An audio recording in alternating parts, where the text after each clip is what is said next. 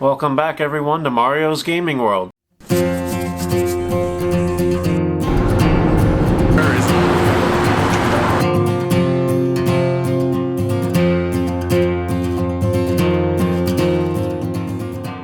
I hope you guys had a fantastic week.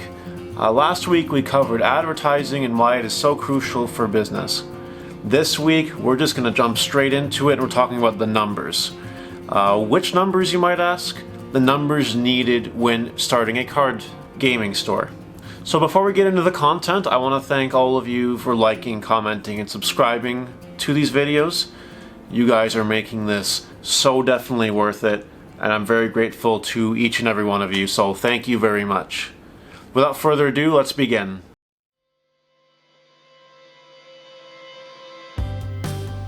Okay, so we're gonna go right into it with this lovely whiteboard. Now, I'm using a whiteboard because I don't really see another effective way to write down the information that I'm providing right now.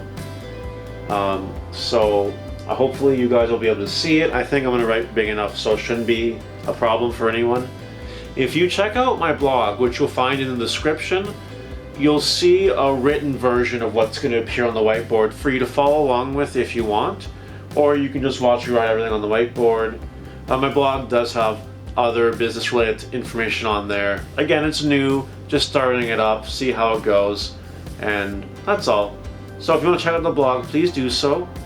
But we're going to write everything on the whiteboard for today. So we want to go over how much money it's going to take to start up your gaming store.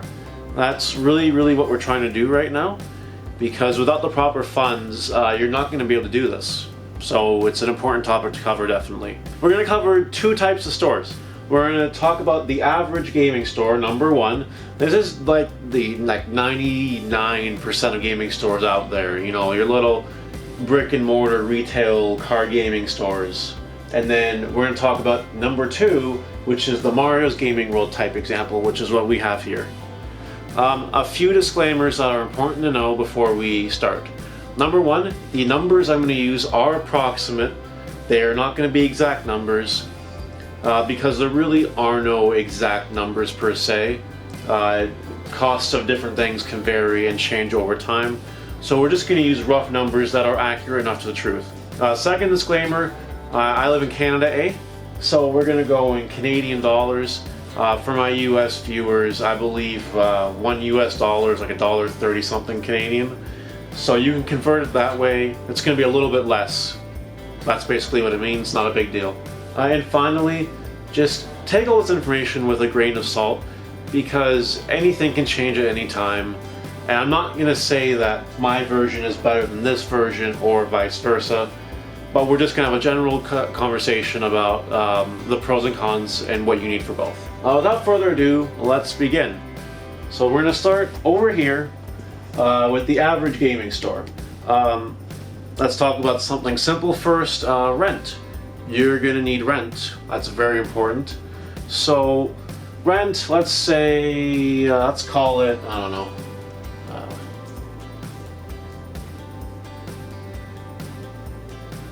$1,500. I don't know if you're going to be able to see that. Okay, hold on one second. We have $1,500 right there. For your monthly rent at an average storefront, whatever, $1,500 is a pretty good estimate. Could be a little bit lower, could be a little bit higher. This number can include or not include utilities. It might be a little more. Whatever, approximate number. We'll just say $1,500 to be safe. Next, when you're opening your big store, you're going to need to fill it, with furniture, shelving, supplies, inventory. Let's not talk about singles. Let's just go straight, furniture to hold your inventory, supplies, shelving, whatever, all that. So, I don't know. If you're a smart shopper, I've done this before. We've looked at this before, and starting up other stores in the past. Let's just call it 100,000. That's fine. For your typical average size store, the tables, the chairs, all your shelves, your display cases. Yeah, I think that's fair. If you guys have experience with this, please feel free to leave any information in the comments. I love reading that stuff. You know I'll answer it. If you have specific numbers that you've worked with in the past, feel free to provide it. It'll make good conversation.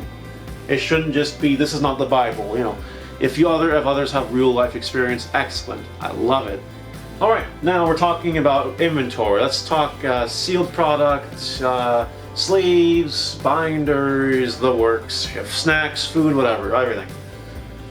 In a store this size, you really should have a nice looking inventory.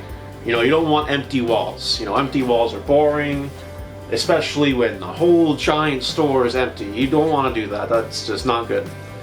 So you need to fill it with inventory. You need to fill it with things that are going to sell. We're gonna just we're gonna call it a good $12,000.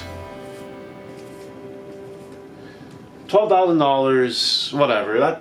That's fine for inventory for the sealed product gaming store. We good? All right.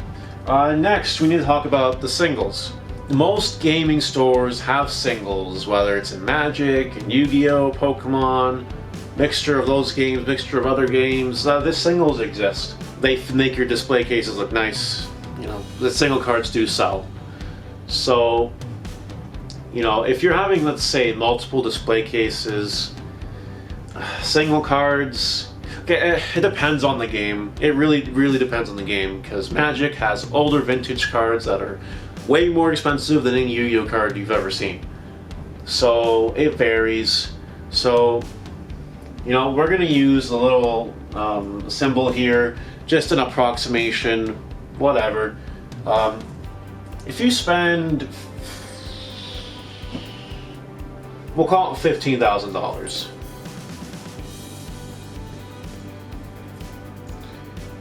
I personally would start with $15,000 if it was me.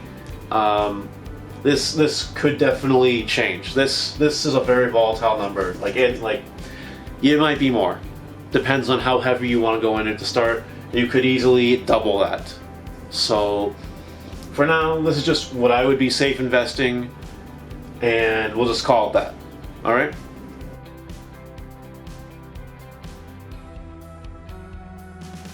You should also have a few months worth of living expenses, things to pay your personal bills with for the store, your rent. You should have a nice cash float, especially in the card business, because someone could come with a collection and you got to buy it to make long-term sales down the road or short-term sales down the road. Collection buying is very important. Also, you never know when you'll need that cash. Maybe a set comes out and you want to order a bunch of cases for it for your community. If I was going this big, I'd say you want another $10,000. Just to be safe. I think that's fine. I'd be comfortable with that personally. In a city of this size, 50, 60,000 people, I think that's a solid number. I probably wouldn't have any concerns. So to wrap up, number one here, these are your expenses. This is what I would have lined up, ready to go. So wrapping up your average gaming store numbers, this is what I would consider the basic necessities and how much money, if I was doing it, I would want to put into it. Keep in mind that this is not taking into consideration if you want to go heavy online. Maybe you want to have your gaming store, but you also want to have a huge presence online where you want to sell boxes after boxes, singles after singles. So these numbers would have to increase a little bit for that. But if you're having just a little store, inventory, whatever, tournaments, gaming, fun stuff, this is fine. It's all good. If you want to set up, a couple of TVs for some video game tournaments, some consoles, that's in your starting purchases. I'd consider it furniture or inventory, whatever you want to consider it. There you go. Now we'll go over here. These numbers are, again, approximate. This is not binding to what I pay or what I did or what I think is necessary. Alright, now we're going to go over here to the Mario's Gaming Room example. Again, keep in mind these numbers are not exact. They're approximate, and this would be the comfort level if you're looking into opening something tiny. This is particularly useful if you have a tiny community. These stores are looking for cities maybe with 6-digit population or higher. This is a perfect line for the small communities. So let's talk rent. Small office space, maybe you want to have 2 office spaces if you ever come to that. So whatever, $500 a month. That's fine, cool. Next, furniture. In a small little space like this, furniture, shelving, display cases, there's not a whole lot to go into it, to be honest. There really isn't. You can do it for $1,000 if you're shopping smart. $1,000. Just saying, it's possible, it's doable. Next, inventory that you want to open up with. I have all sorts of things here, different card games, toys, snacks. But again, I don't have to have a huge amount of things because I don't have a huge amount of space to work with. I'm not planning on going major, big stream online, selling boxes, bought a TCG player, and nonsense like that. No, just basic things I can sell within the community, no problems. Things that look nice, no problems. 3,000 I think is a fair number. Just from personal experience. Somewhere around the ballpark of $3,000 is great. Good. Singles. Now, singles you gotta be careful because in a small community, you're gonna have people that buy singles, but you're also gonna have the people who don't buy singles. So you kind of have to be a little bit smart about it and get singles that should sell. Or maybe you can sell the odd single online and do fine. So, again, singles are a very variable thing that can change depending on how you want to do it. I think 5,000 is fine. Any more than that, I probably wouldn't. Unless, again, you're getting into the really expensive old stuff. Then you might want to go a little bit more. But if you have $5,000 lying around for singles, invested in the business right away, probably going to be fine.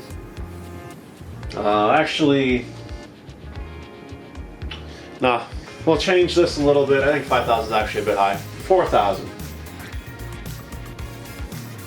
4,000, I think that's fine. I personally can't see myself spending more than $4,000 Canadian on singles to start this thing up. I know that I definitely didn't touch this number at all. Not even close. But if we're assuming that you want to have a very, very good selection, like everything you can think of available, high end, low end, that's fine. Again, these are approximate, so just be careful with that. And finally, cash to have lying around. You don't have much for rent, you don't have much for singles, but someone could still come in with a collection that you want to buy. And other things could pop up, maybe, that's the thing, like Dual Overload's going to come out the month you want to open shop, and you got to be ready for a big purchase maybe, because everyone's going to buy it. So you need money in the bank, I think 5,000. I think 5,000 is fine. 5,000 might actually be pushing it, but having a good cushion like that will be fine. If you have a few dead months and you're just buying and the selling isn't happening, then that's a good cushion and you should be fine. Now, let's add the numbers together. Over here in the Mario Gaming World example, we're looking at 13,500.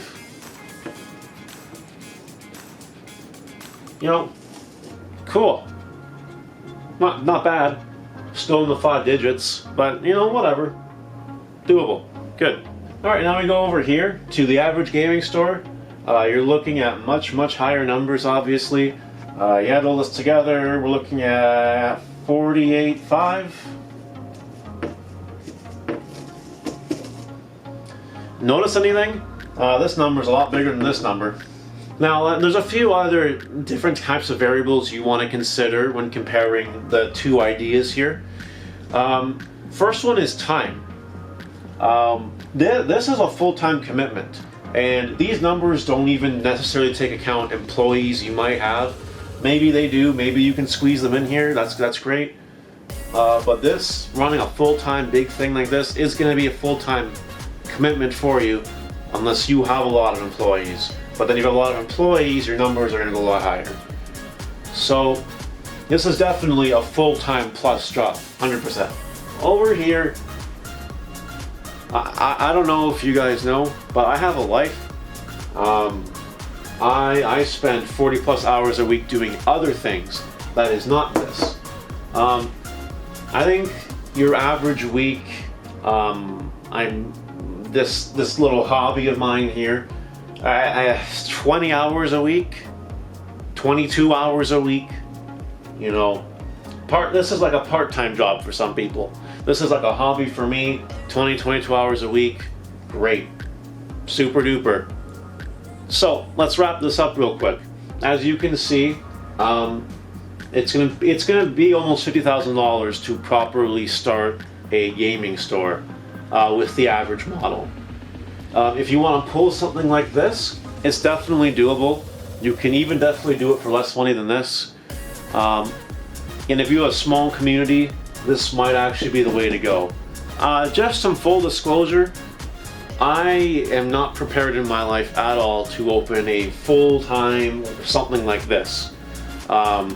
Too much competition around for the community size we have, and too much time investment that I can't really put in right now. Is it doable in the future if things change in this area? Yeah, it's something we can look into the future, but personally this is not for me. This is fine. This is great. This is doing everything it needs to do. It works, it functions, I'm happy. The effort I'm putting into it is rewarding.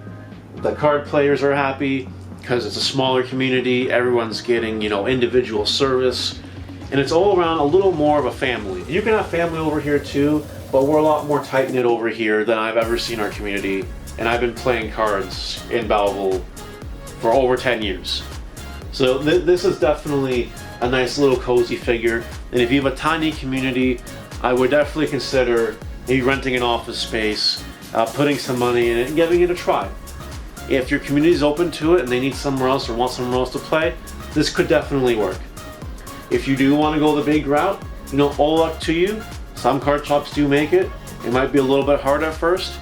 You just got to push through it, and with some smart investments, everything can work out. Now, I do want to put a few more numbers in your brain, but before we do that, we need to open a box. Ironic.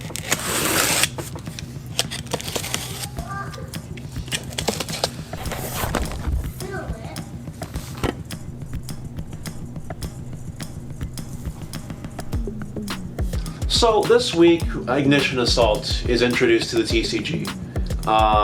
Lightning Storm the set, basically, is what this is, along with other some good stuff in it as well. What I want to do is I kind of want to show you how much you need to sell of, let's say, a particular set like Ignition Assault to kind of keep things going.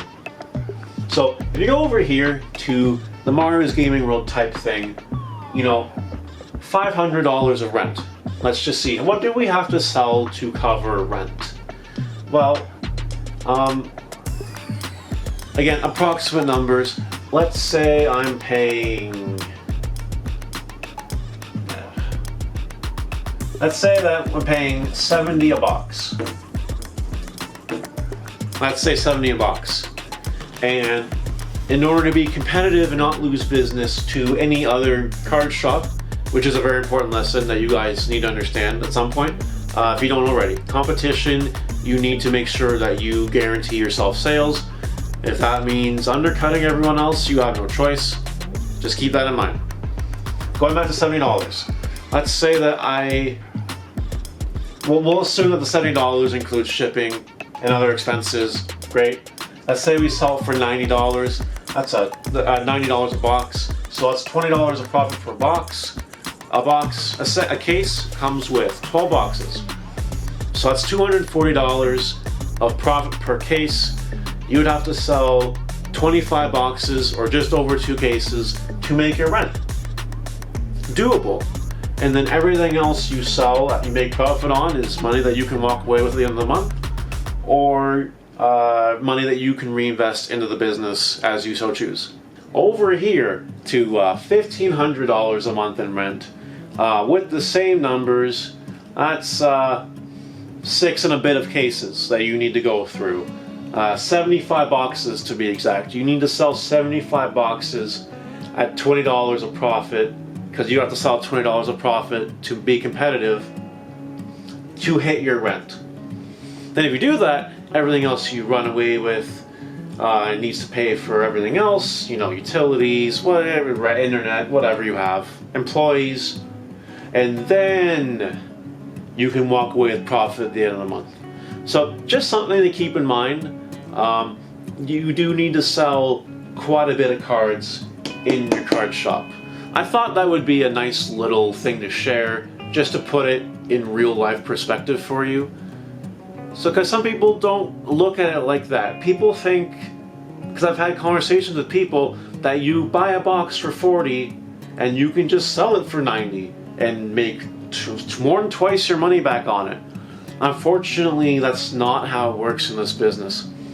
Yeah, you can do that with singles, which is why singles are crucial, but you can't really do that with sealed product unless you're really ripping people off. There will be other videos on this channel going into more numbers like this, more things you can do to supplement your card business, especially if you want to go the bigger route, because just cards probably isn't going to cut it in today's world. I hope you guys enjoyed this. This format, this was the only way I thought of that I could realistically do this. If you guys have suggestions, feedback, or you really loved it, either way, let me know in the comments. And if this is taken well, we're going to keep doing this type of layout for numbers going forward. With that out of the way, let's get ready for the Montreal Regionals.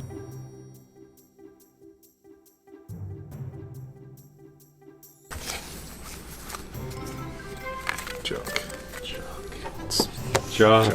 Exciting yet. Are those the ones you think are going to have the secret in them? I think. Yeah, probably fail the seating. What is this megalith stuff? It's okay. It's okay. What is it going to be? Ignister AI Land Secret Rare. Why is the field so? Because it's really good. It's broken. It is so Sales pitch. Why did they reprint this common?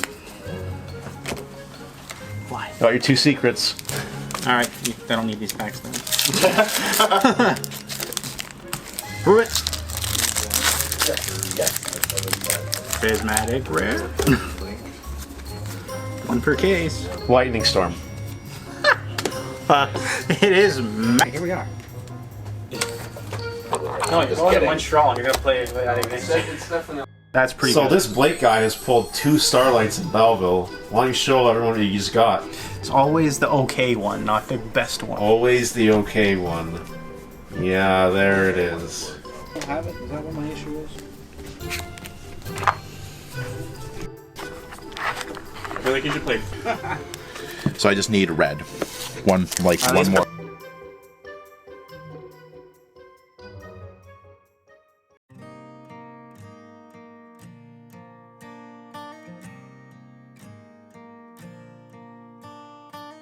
You know how many people I see on like YouTube and like into the Toronto chats and stuff saying they want to come to Belleville? It's so weird. They should. Sorry, locals. So this weekend was quite the wild ride. I started Friday actually with a migraine. It carried over to Saturday. Now I was gonna play in the regionals and play spirals, but I was in a lot of pain because of the migraine, so I didn't play. I lent out some of my cards. Went to take a nap in the hotel that we booked, and then, you know, a few hours later woke up, and then I started socializing with everyone, trading cards, doing all that fun stuff that you would regularly do at a regionals. After that, socialized some more, got some food after getting lost. That was funny. And then we just chilled in our hotel room and hung out and honestly had a good time. It was fantastic. And then Sunday we drove back, you know, no big deal there. Whatever. Honestly, regionals are so great. I meet lots of people. People are very happy to meet me. I'm very happy to meet them.